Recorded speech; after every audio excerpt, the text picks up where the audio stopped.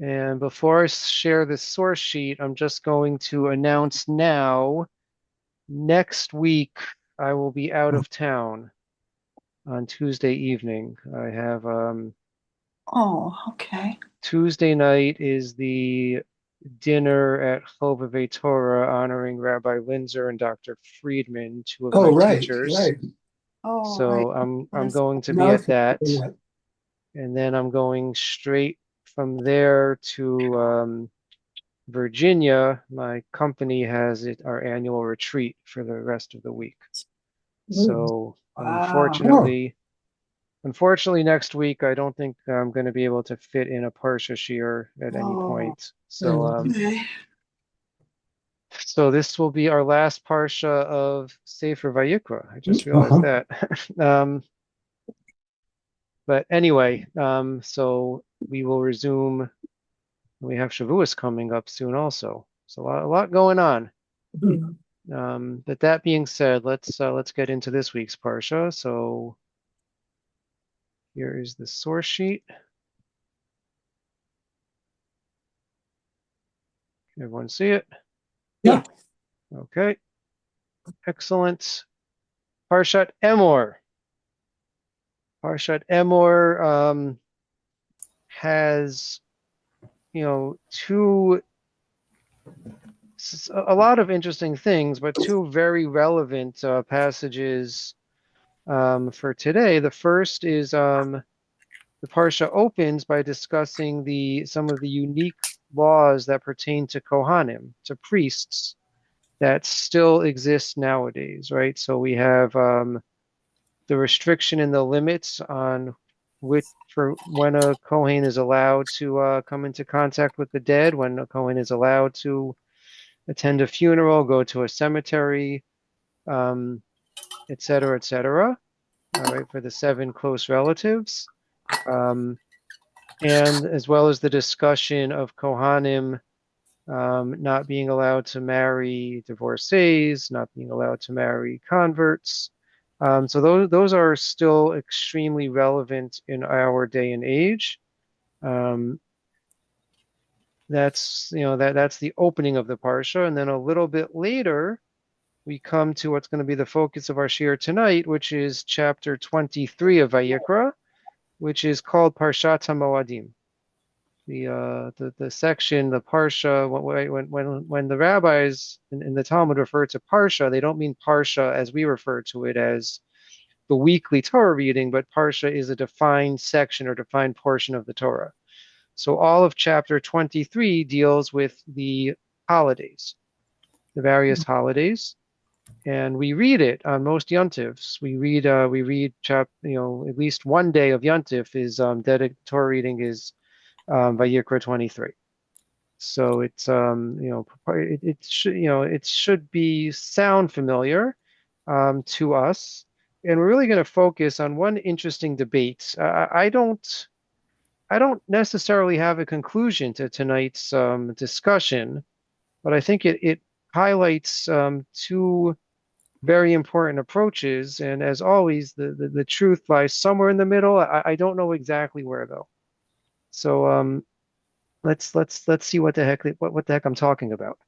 Um, so chapter 23 opens as follows. Vaydaber Hashem al Moshe lemor, Daber b'nei Yisrael v'marta lehem, Moadei Hashem asher tikru otam mikra'ei kodesh, Elohim Moadai. Hashem spoke to Moshe saying, Speak to the children of Israel and say to them, the holidays of God, which you shall call as holy convocations, holy, how does it translate it here? Sacred occasions. Sacred The, occasion. these are my appointed times. These are my holidays. And then the Torah goes, Sheshet Yamim Ta'aseh Malacha, V'yom Hashvi Shabbat Shabbaton Mikra Kodesh, Kol Malacha Lo Ta'asu, Shabbat Hila Hashem, B'chol Moshvotechem. For 6 days, it gives us the laws of Shabbos, right? So there's a lot of discussion about, is Shabbos a holiday? Is Shabbos a moed? Is Shabbos distinct from the holidays? Where does it fit in exactly? That's an interesting question for a different year's Parsha Shir, the relationship between Shabbos and the other holidays. And then the Torah, right? Then we read again in verse 4, Eila Moadei Hashem Mikra'ei Kodesh, Asher Tikru Otam B'Moadam. These are the holidays or the appointed times of sacred occasions, which you shall call in their appointed time. And then a little bit later in the parak, in verse 37, we again read this same phrase, Eila Moadei Hashem, Asher Tikru Otam Mikra'ei Kodesh. These are the appointed times of God, which you shall call a sacred occasion. Lakrivi Shela Hashem Olam Mincha Zevach Unisachim Dvayom B'Yomo, to offer the sacrifices, the mincha, the meal offering, the libations, everything in its proper day. Milvad Shabtot Hashem, Milvad Matnotechem, Milvad Kol Nidrechem, Milvad Kol Nidvotechem Asher Nidul Hashem. In addition or separate from the Sabbath, right? So here it seems that Shabbos is very much distinct and different from the other holidays. And in addition or distinct from your gifts, your voluntary offerings, and your vows, and your voluntary offerings, which you will give to Hashem, right? So, right, the emphasis on the sacrifices associated with each holiday, that there is a unique and distinct requirement to offer sacrifices on the holiday. Okay, so 3 times we have this almost identical formulation. Moadei Hashem, Asher Tikrotam Mikra'ei Kodesh, Elohim Moadai. Right, the appointed times of God, the holidays of God, which you shall call sacred occasions. These are my appointed times. In verse 3. In verse 4, we read, Eila Moadei Hashem Mikra'ei Kodesh, Asher Tikrotam B'Moadam.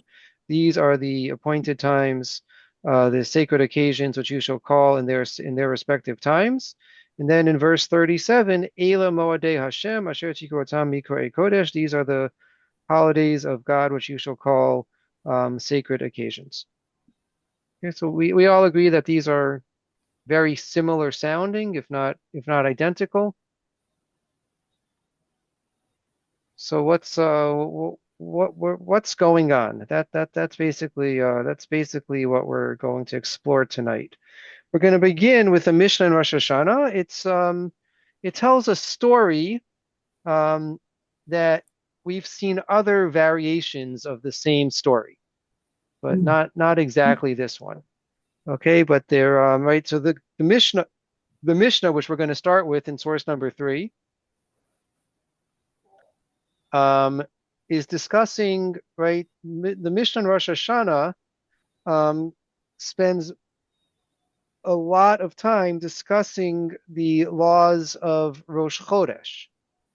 And remember, right, Rosh Chodesh in the times of the Beis Hamikdash did not mean that you flip the page in the calendar when it comes time to a new month. But Rosh Chodesh was determined by witnesses seeing the new moon in the sky and coming and testifying to the Sanhedrin that they saw it. And so, right, the Mishnah in Rosh Hashanah deals with it. It's very interesting for anyone that's interested in astronomy, because it really does get into some of the specifics of the positioning of the moon and the planets, and all that kind of stuff that I really don't understand at all. And it talks about how they would check and investigate the witnesses and make sure that the witnesses were accurate, and all sorts of interesting stuff. So in the course of the discussion of this, the Mishnah tells us the following. Ma'aseh shaba'u shnayim ve'amru. So it once happened that 2 witnesses came and they said, Ra'inu shacharit b'mizrach ve'arvit b'ma'arav. We saw in the morning, or I guess early morning, right, when the moon is still visible in the sky, in the east, and at nighttime it was in the west. Amar Rabbi Yochanan ben Nuri Eidei Shekerhim. So the first rabbi, Rabbi Yochanan ben Nuri, says they're clearly lying. It never would be that the moon would go from the east to the west in the course of one day, right? They must be lying. Oh, gosh. Kishabali liyavne kiblan Rabban Gamliel. But when they came to Yavne, Rabban Gamliel accepted them as valid witnesses and sanctified the month based on their testimony. Oh boy.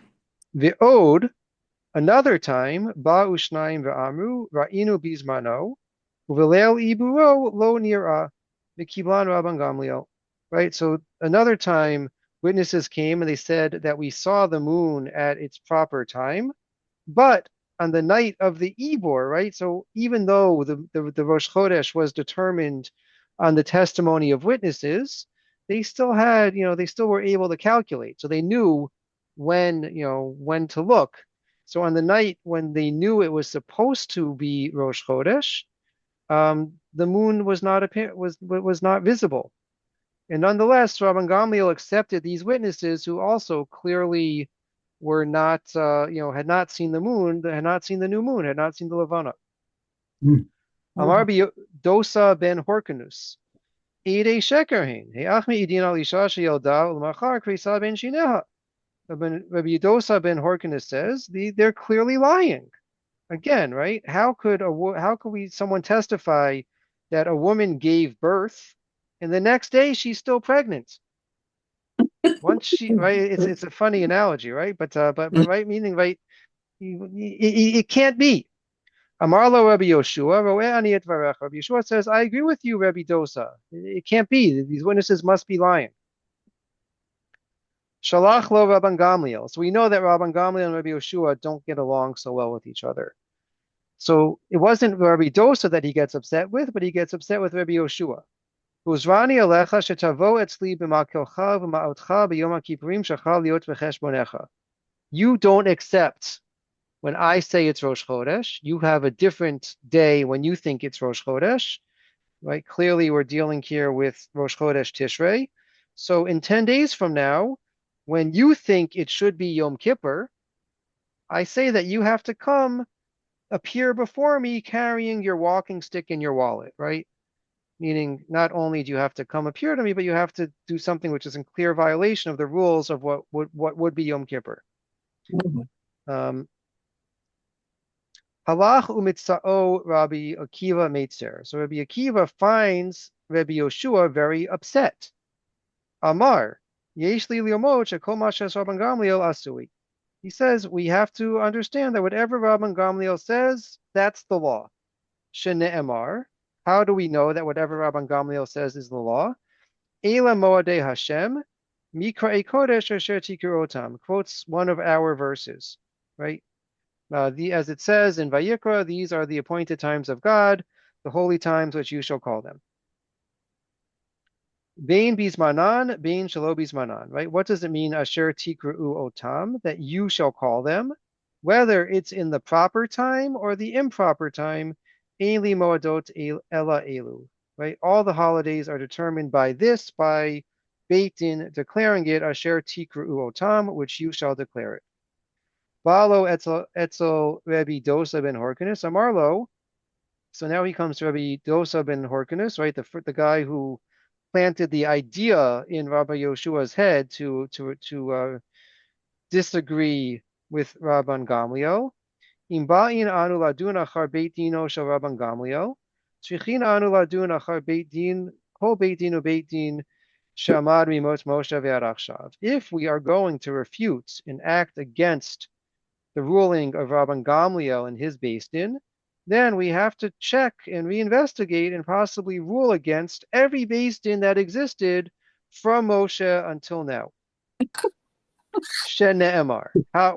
Why do we have to do this? As it says, Vayal Moshe v'Aharon Nadav v'Avihu v'Shivim miziknei Yisrael. Right, when describing receiving of the Torah, it says that Moshe, Aaron, Nadav, Avihu, and 70 elders ascended the mountain.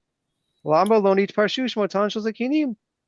Why doesn't it give us the name of the elders who went up?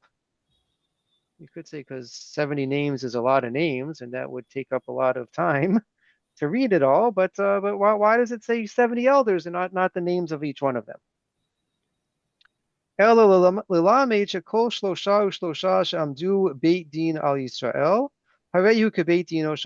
teaches us that any Beis Din, right, comprised of 3 judges, who stands before the Jewish people, has the same status as the Beis Din of Moshe. Whoa. Natal maklo uma'oto biyado, v'halach liyavne etzel Rabban Gamliel b'yom shachal yom ha'kippurim liot b'cheshbono. So he took, Rabbi Yoshua takes his walking stick and his wallet, and he travels to Yavne to see Rabban Gamliel on the day on which Rabbi Yoshua thinks should be Yom Kippur. He accepts that we have to follow the ruling of Rabban Gamliel. Amad Rabban Gamliel unishako al rosho. Rabban Gamliel sees him, stands up, and kisses him on his head. Amarlo bo b'shalom Rabbi v'talmidi, says, come in peace, my rabbi and teacher. Rabbi b'chochma, you're my rabbi in that you're smarter than me. V'talmidi shekibalta dvarai, and you're my student because nonetheless you accepted my words. You accepted my ruling. Okay, so a very, very important, rich discussion in the Mishnah. Again, we see a similar discussion in several places in the Talmud. But so we have this very rich discussion that Rabbi Yoshua disagrees with Rabban Gamliel, but nonetheless Rabban Gamliel, who was the Nasi, was the head of the Sanhedrin or the Beis Din at the time. His ruling is what prevails, even if we think it's factually wrong, and even if again, this isn't like some really fancy, difficult mathematical calculation, but this is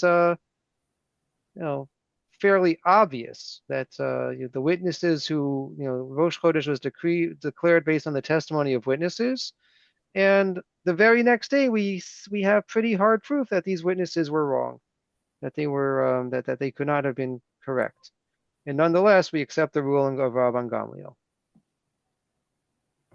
Any questions or reactions to this story? I'm glad you're giving us the whole story. I had never read the first part of the mission. Didn't realize really what was at stake here. Yeah. This is wonderful. This is really important. And it's possible that you saw one of the other places where similar stories exist. But anyway, so the Gemara elaborates on this, and this will come back to our verses as well. Tanu Rabbanan. So the rabbis taught, Pamachat nikashru shamayim be'avim. One time the sky was very cloudy. And it seemed like the Levana, like the new moon, appeared on the 29th of the month. So Robert, this is going to relate to the announcement that you make every Shabbos Mevarchim about the Molad. Kisvarim ha'am lomar Rosh Chodesh. So right, everyone saw this, and everyone thought that it must be Rosh Chodesh, and Beis Din is going to sanctify the month. Amar lehem Rabban Gamliel. Rabban Gamliel said, Kach mekublani mi beit abi abba. I have the following tradition from my grandfather. Ein chidusha shel levana pechuta me'esrim v'tisha yom. Umechza ushnei shlishi sha'a v'shivim u'shlosh chalakim.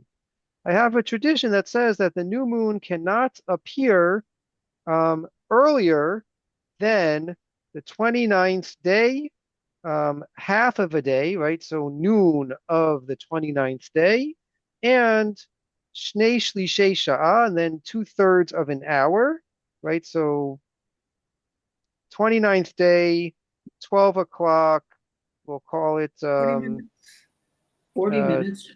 20 minutes, 40 minutes, sorry. V'shivim u'shlosha chalakim, and 37 chalakim, 37 seconds, let's call it. Right? That's the earliest that Rosh Chodesh could ever be.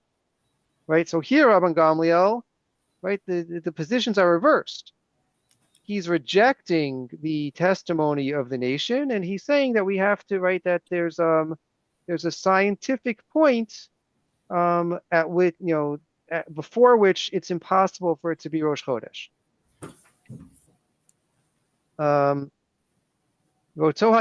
So on that very day when the nation thinks it should have already been declared Rosh Chodesh, and Rabban Gamliel says, nope, it's too early, it's not Rosh Chodesh. Meita Imo shel ben Zaza. Ben Zaza's mother died. Vihispida Rabban Gamliel Hesped Gadol. And Rabban Gamliel gave a very grandiose eulogy for this woman. Lo mifnei sheruya lakach. And you should know it wasn't because she was such an amazing, deserving woman that the Nasi, the head of the Sanhedrin, should give her an elaborate eulogy. Ella kadeshi du ha'am shelo kitchu beit din et chodesh. But rather, it was simply so the nation would know that it's not Rosh Chodesh, because on Rosh Chodesh we don't give eulogies, or we're not supposed. We usually find a way to work around it, but we're not supposed to give eulogies on Rosh Chodesh. It's sort of like a minor holiday. So Rabban Gamliel insists on delivering a eulogy for this woman in order to teach the nation that it's not really Rosh Chodesh. Halach Rabbi Akiva. Okay, that's part one. Part two, it quotes the second part of our Mishnah, where Rabbi Akiva finds Rabbi Yoshua very upset that he's been ordered to travel to see Rabban Gamliel on the day that he thinks is Yom Kippur. Halach Rabbi Akiva Meitzar, Ibailahu mi Meitzar, Rabbi Akiva Meitzar, Rabbi Yoshua Meitzar. Right, so it's not clear from the Mishnah who's really upset. I already translated it for you, but maybe my translation is wrong. Is it Rabbi Yoshua that's upset, or is it Rabbi Yehoshua or Rabbi Akiva that's upset? Tashma Tanya Halach Rabbi Akiva umitza'ol Rabbi Yoshua keshu meitzar. Right, so we have another Braita again describing the same events, which says explicitly Rabbi Akiva went and found Rabbi Yoshua was upset. So we know it was Rabbi Yoshua who was upset, not Rabbi Akiva. Amarlo, Rabbi Akiva says to Rabbi Yoshua, Rabbi mipnei mata meitzar, why are you upset? Amarlo, Rabbi Akiva, ra'uilo sheyipola mita shneim asar chodesh v'aligzor alav gzeirazu. Right, it's better. I would have preferred that I fall ill for 12 months and not have this decree made that I have to go and violate what I believe to be Yom Kippur in order to go appear before Rabban Gamliel. Amarlo Rebbe. So Rabbi Akiva says back to his teacher, Tarshini lomar lefanecha davar shata limaditani. Let me repeat to you something which you've taught to me. Right? So Rabbi Akiva is going to use Rabbi Yeshua's words to justify or help him understand what's going on. Amarlo, Emor. So he says, please, what do you have to say? Amarlo, Hareyu Omer, Otam, Otam, Otam. Right back to our verses. 3 times in the Torah it says, let me just go back to the verse so you can see it. Asher Tikru Otam, Eila Moadei Hashem Mikrei Kodesh, Asher Tikru Otam, and Eila Moadei Hashem, Asher Tikru Otam. 3 times the Torah says Otam. Anyone notice something interesting about Otam?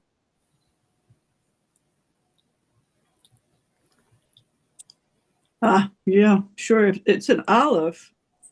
So, and it has that little dot above it for the chom. It's written chaser, right? If you and I were to write the word Otam, we would spell it Aleph Vav Taf Mem.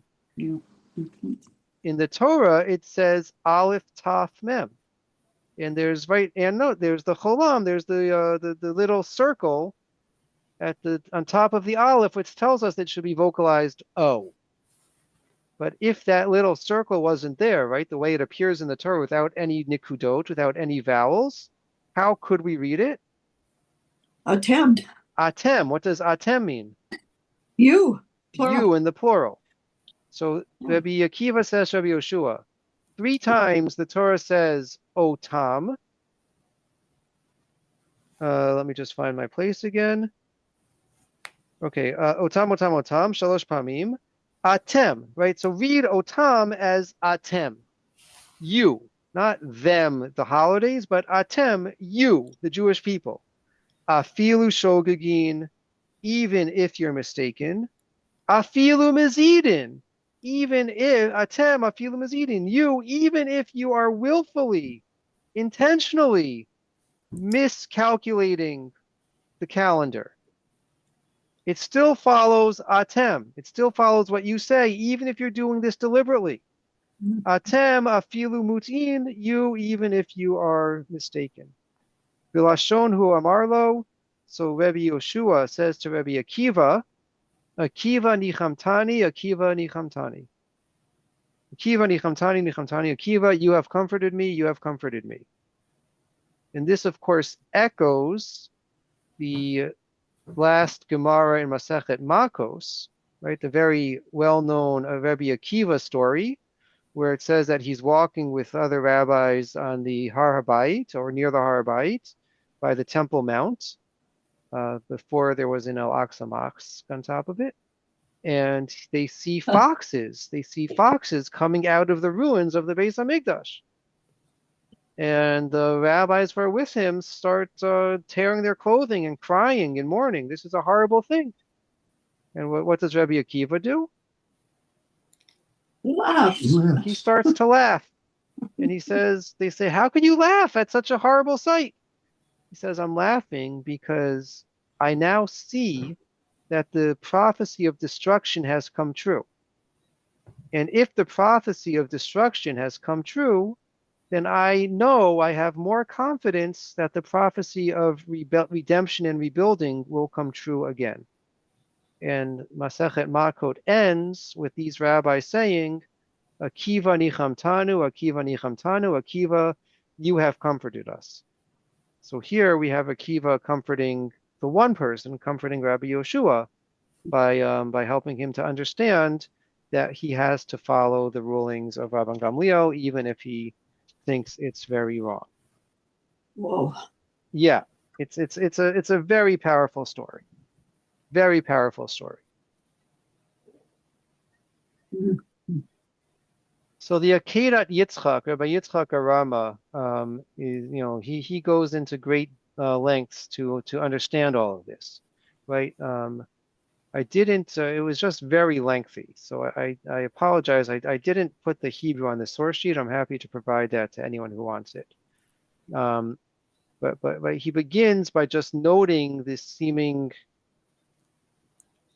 illogic of the fact that that Hashem allows humans to set the rules, right? Specifically when it comes to setting the months, to setting the calendars, right? That Hashem allows it. And right as this first paragraph concludes,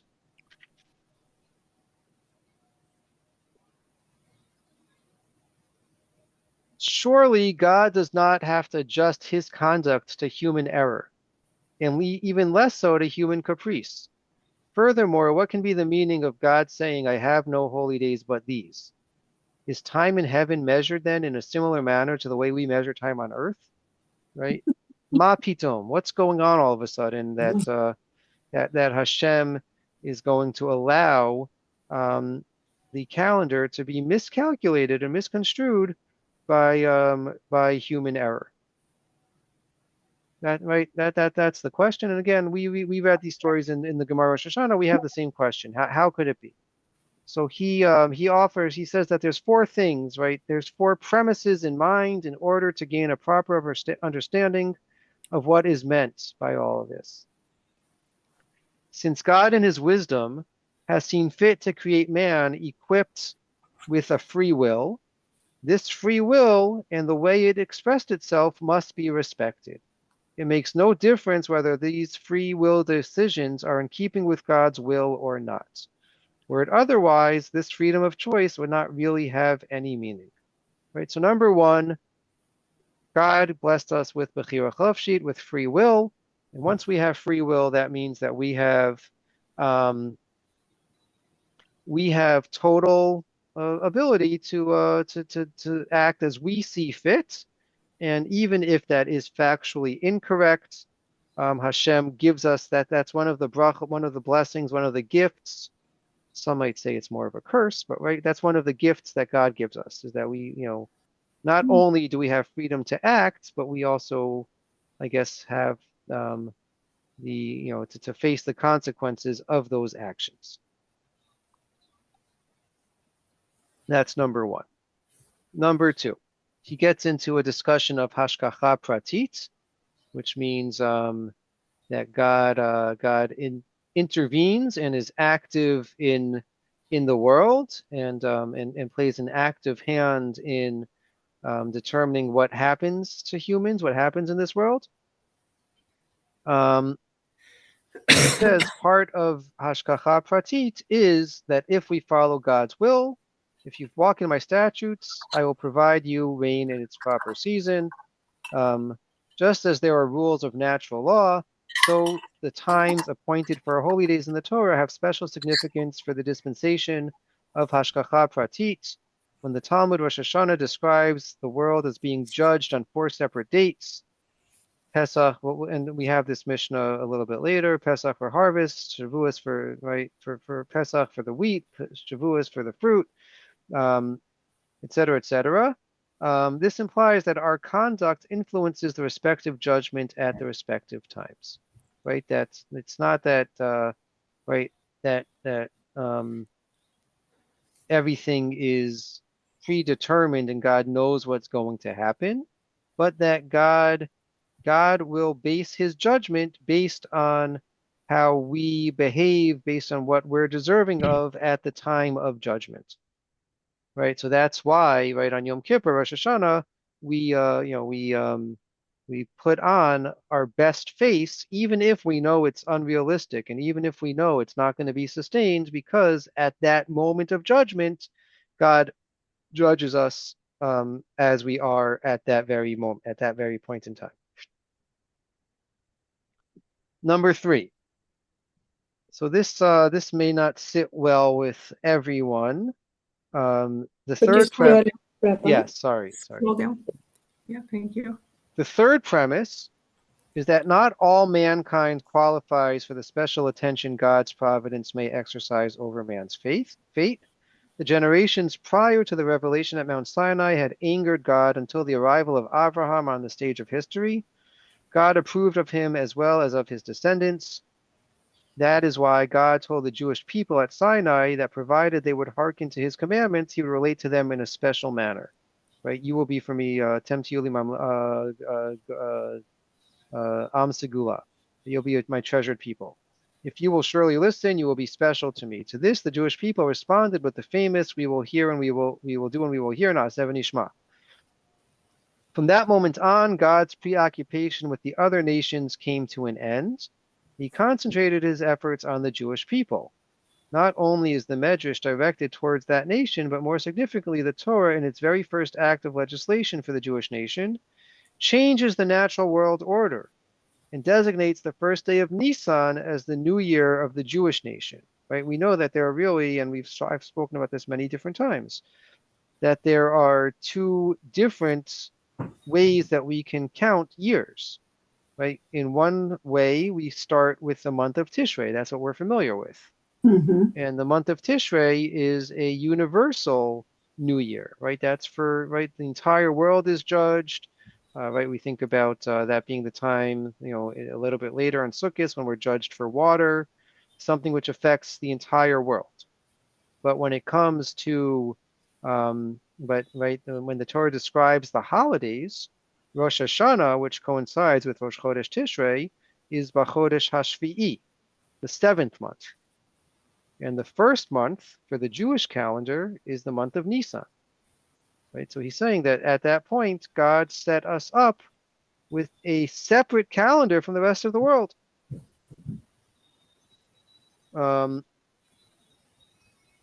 Up till then, New Year's Day had been the first day of Tishrei for all mankind. Now, at the start of history of the Jewish people as an independent nation, as God's people, even the significance of such universally important dates had been changed.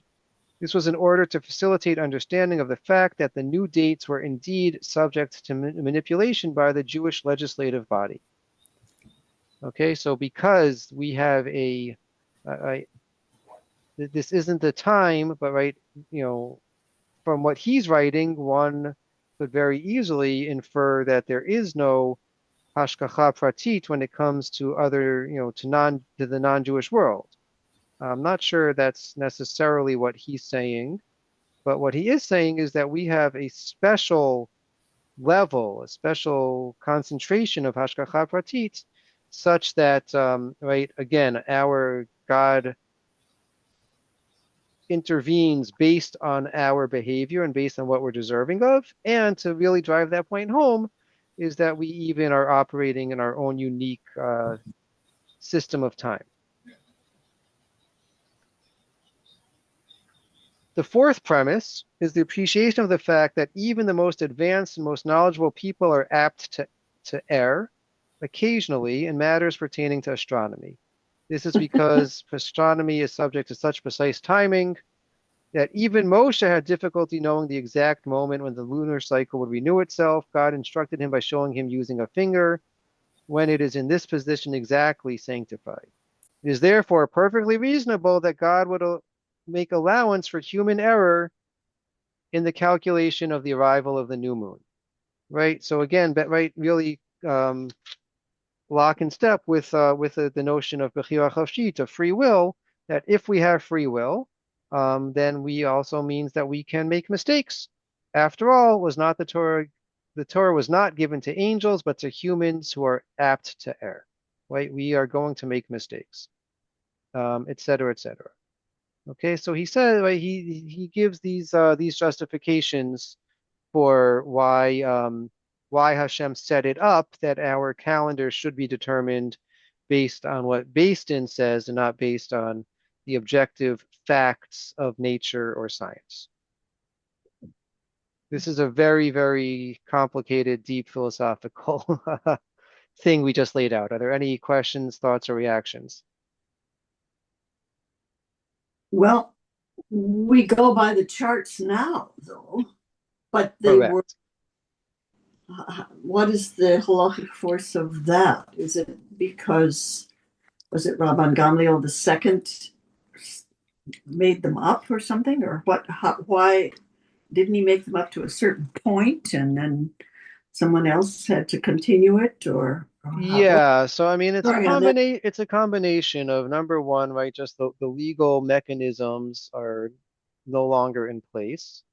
The Beis Hamikdash is destroyed, there's no Sanhedrin, right? You know, we could add to that the questionable reliability of Jewish people to testify properly, all sorts of really external factors that that would make the intended system impossible to enact, right? Interesting question if that is that still the case now that we have an independent state of Israel. I'm not aware of any movement to resort to a calendar set by testimony of witnesses. No, I think that's something we're going to wait for the Beis Hamikdash until we start doing. Right. So, and we have the fact that right that it was the rabbis of the Talmud who set up the calendar as we have it. So it still is bikoach, still is on the authority of a Beis Din that existed when this system was in place, and they had the foresight to see that this would not be a sustainable model. And so, right, ironically, we are very much dependent on a calendar, um, and built into that, right, we know that every month basically alternates between 29 and 30 days. So we're often observing Rosh Chodesh on a day in which the Levana, the real new moon, is not seen. It's either a day early or a day later, depending on the month. But that's the system that we're living by. So mm-hmm. it's certainly a departure from what was originally envisioned.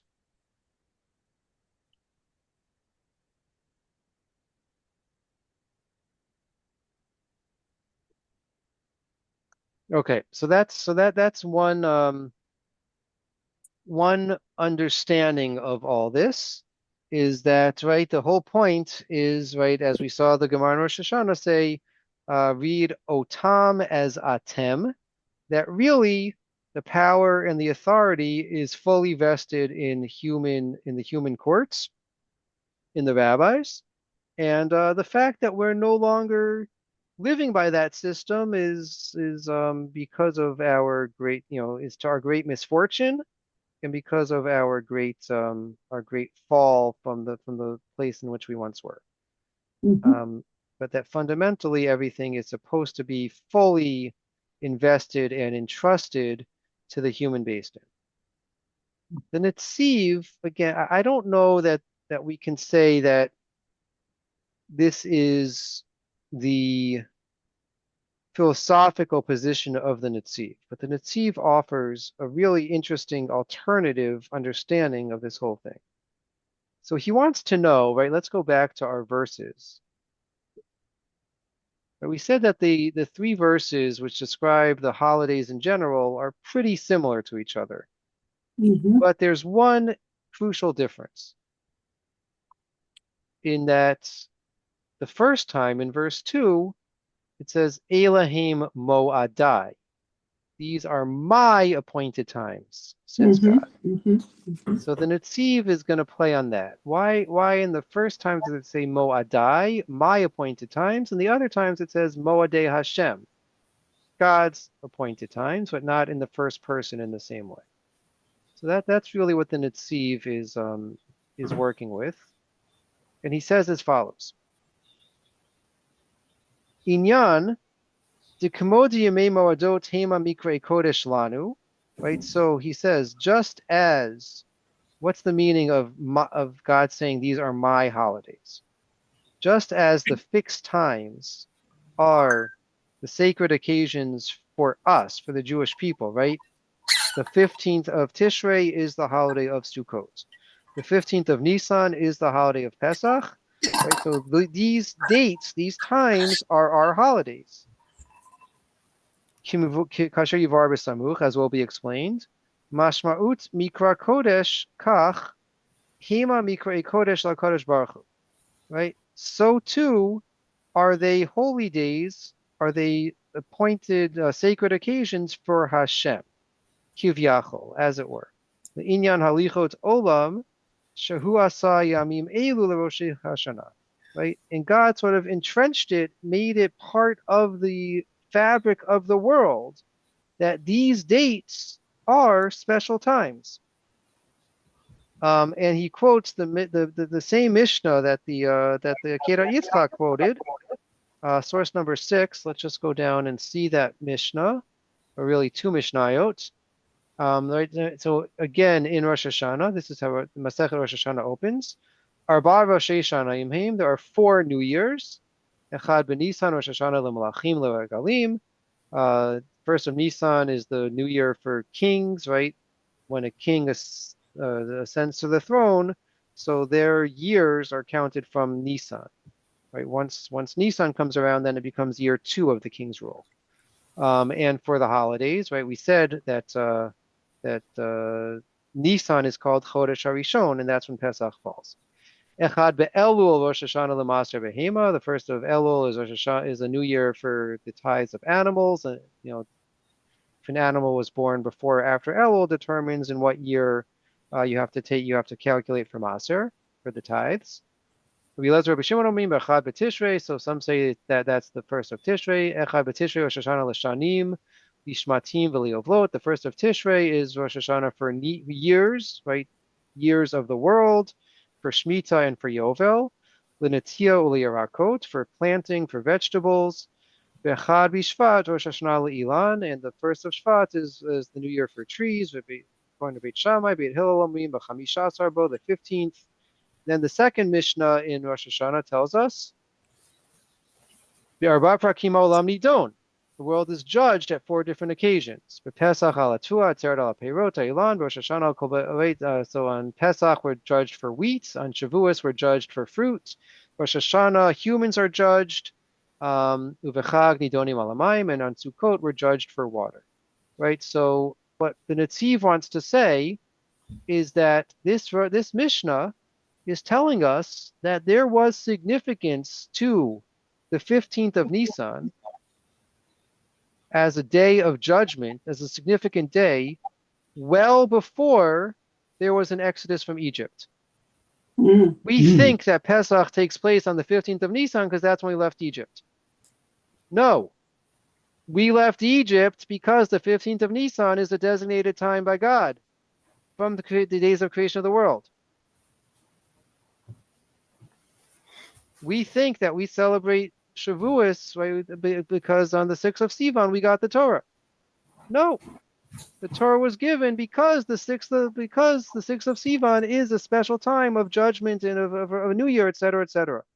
That's what the Netziv says.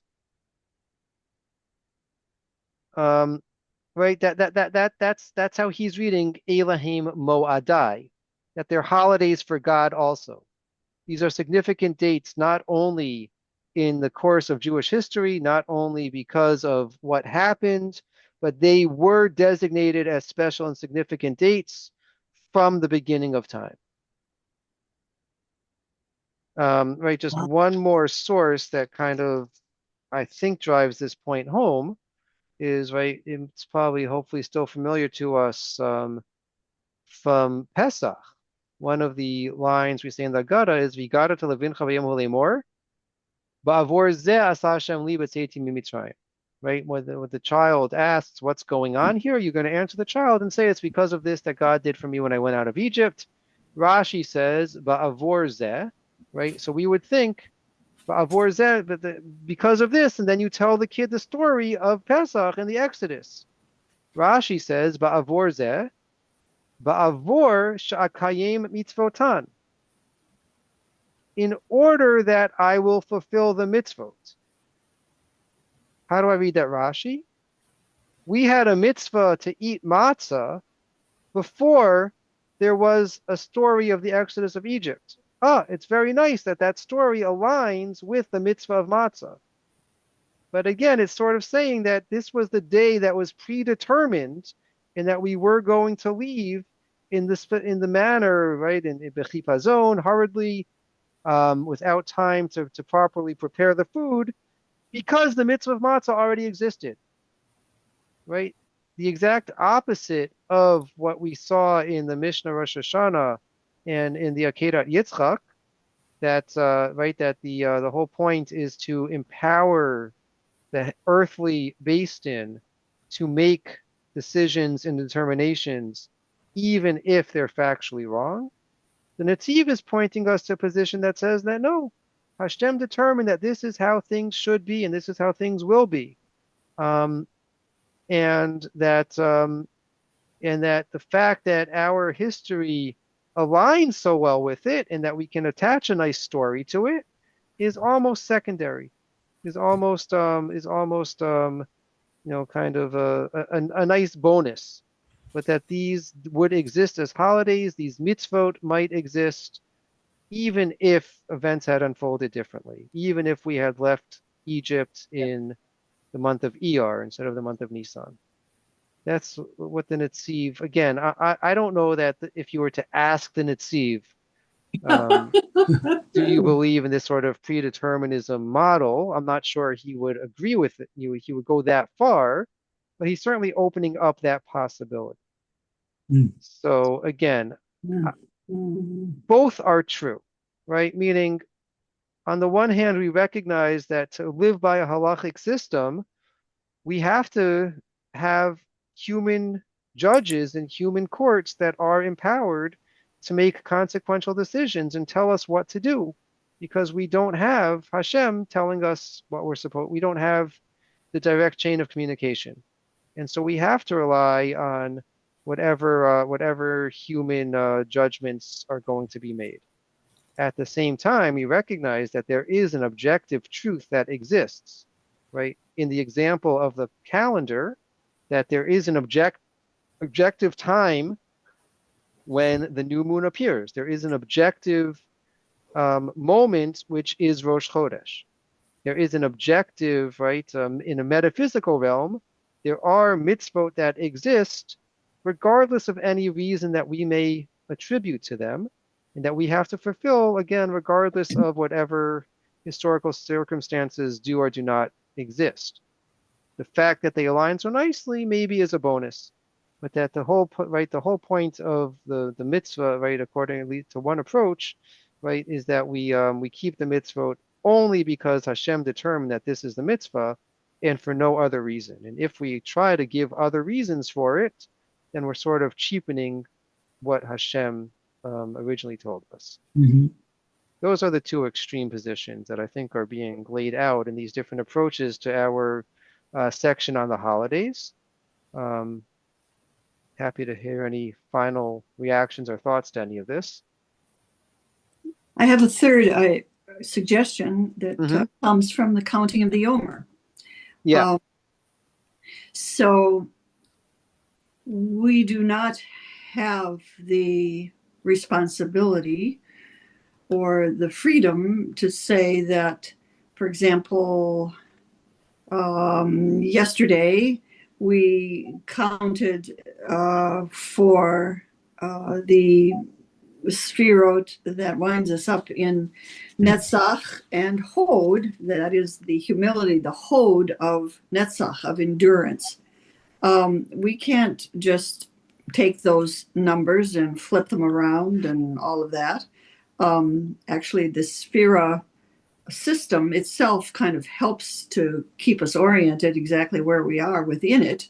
That's kind of a nice thing about it. But nonetheless, we have to declare it. Each one of us has to say it. Mm. And we've just been learning a Maimar about this. About the original statement is count it mimacharat hashabbat, right? Hmm. And so, what is that about? There are the difference between the Sadducees and the Pharisees on this issue, and all of that. But what is it? Mimacharat hashabbat. And so in Hasidus, it means from the energy of that which is beyond Shabbos, which Mm. is, of course, the number 8 and infinity.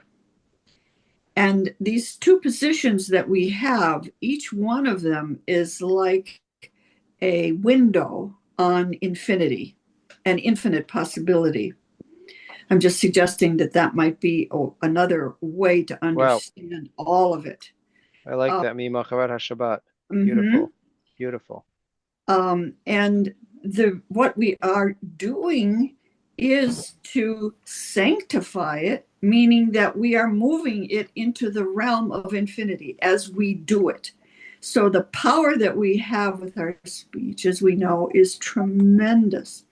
And it is for in many different directions.